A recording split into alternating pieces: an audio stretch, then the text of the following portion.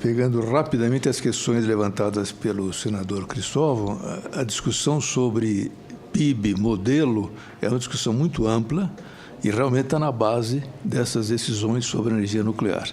Mas, junto com ela, a questão da distribuição da renda. Quer dizer, a noção de que o crescimento econômico automaticamente melhora as condições de vida da população é falaciosa.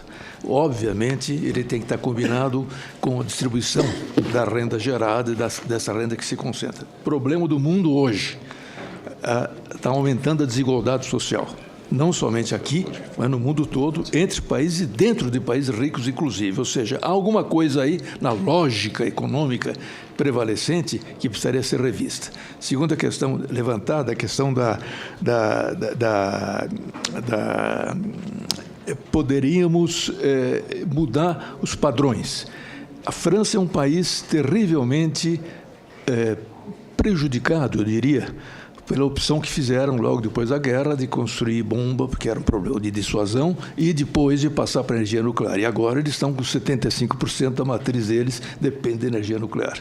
Então, é um drama, isso é um drama que se vive na França. Eu, como pessoalmente tenho oportunidade de muito contato, eu sinto essa coisa muito claramente. É um drama que, inclusive, torna o tema meio tabu, porque é tão difícil resolver que as pessoas preferem nem discutir. Mas dentro desse drama, a sociedade vai agindo. E uma delas é um interessantíssimo movimento que existe lá na França, que se chama não megawatt, mas sim negawatt, que estuda exatamente todas as alternativas que existiriam para diminuir e racionalizar o consumo de energia. E é impressionante como existem possibilidades que mudariam essa equação da necessidade absoluta de aumento de energia para poder ter desenvolvimento do país.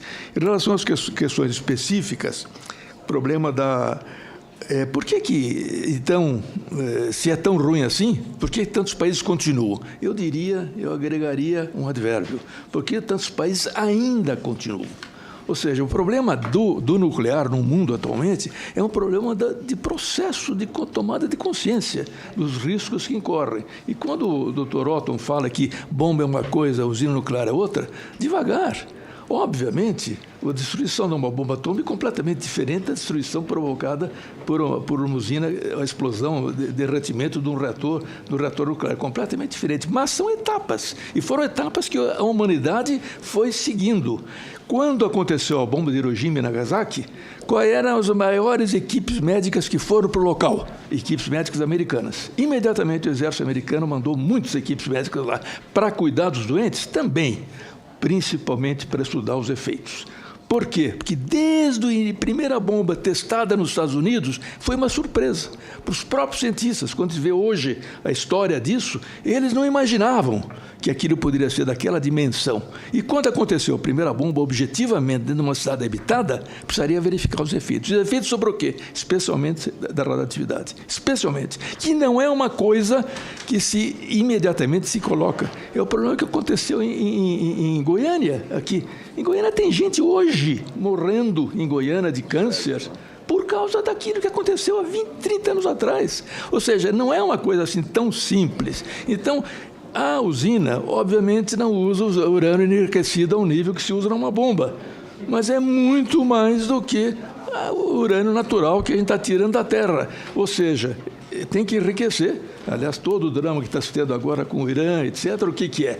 É o problema até onde estão indo eles no enriquecimento do urânio e com que objetivo. Mas a usina, objetivamente, enriquece o urânio. E depois, o funcionamento da usina, além do fato dela ser uma chaleira muito sofisticada para poder esquentar a água e girar uma turbina, o que é uma coisa completamente estapafúrdia, caríssima chaleira, ela, objetivamente, ela produz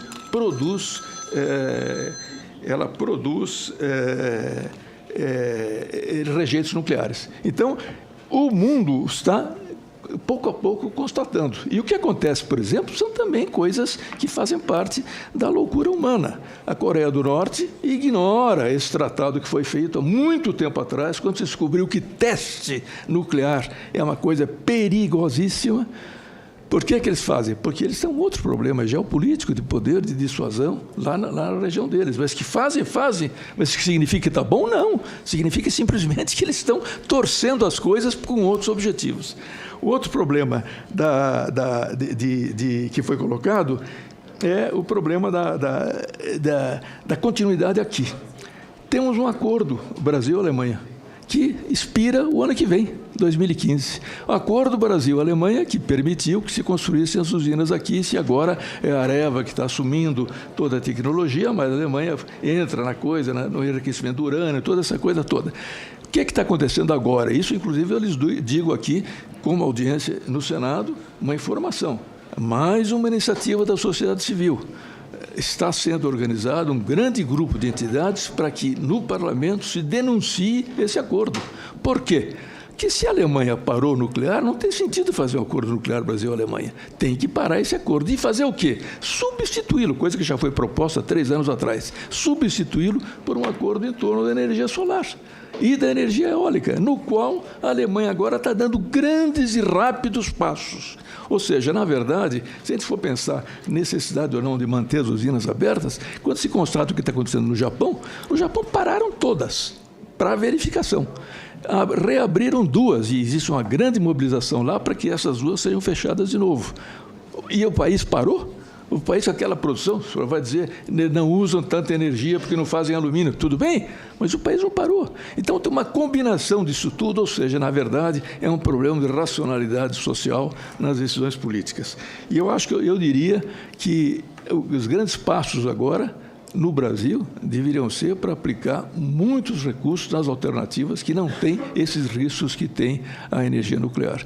E eu acho que é um dever nosso de cidadãos, e eu aqui falo para gerações futuras, que a minha já era, né? Gerações futuras, filhos, netos, tataranetos, temos que pensar nessa perspectiva. Não podemos examinar o problema com olhos de muita curta visão.